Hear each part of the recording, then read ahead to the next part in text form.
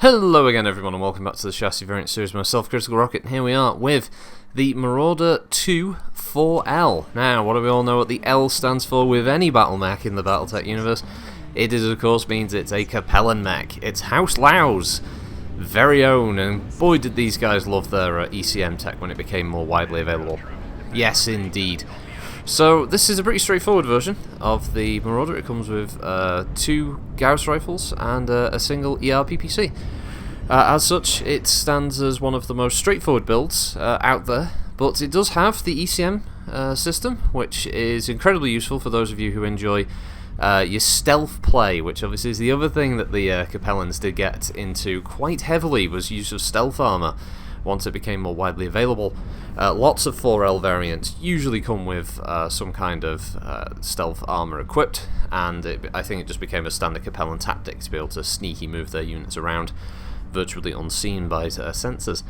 So yeah, it's pretty much a kind of standoffish build. Might not play to many people's perceptions of what an assault mech should do in MechWarrior Online, however.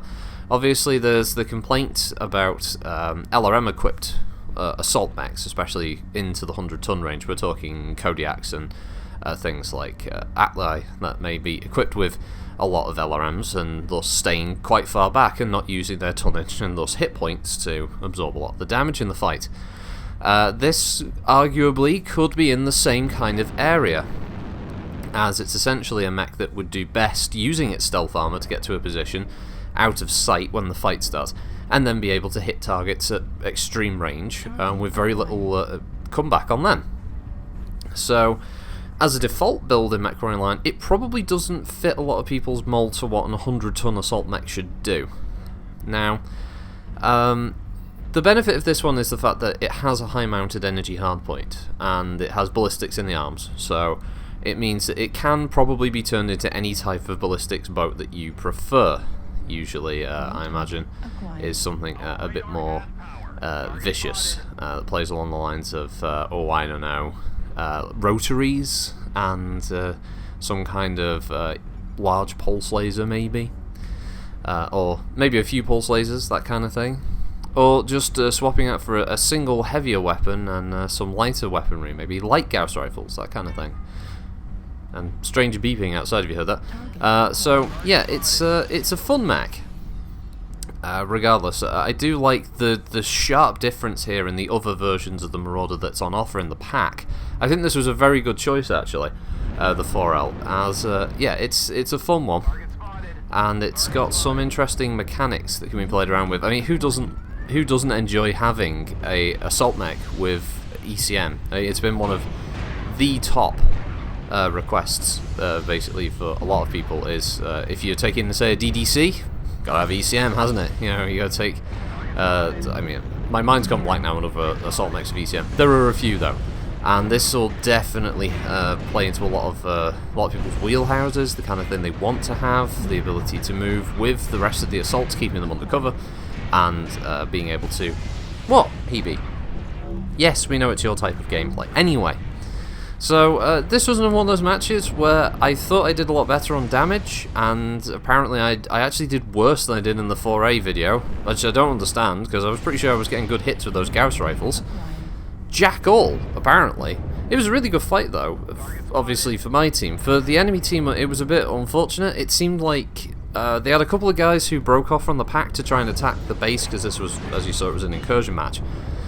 But the rest of them stayed in this area around this spire, and well, as you can see, they were all bunched up. There was a lot of, it looked like there was a lot of ATM fire from my team, and artillery strikes and stuff, and because they were mostly bunched up, they just got hemmed in and slowly picked apart.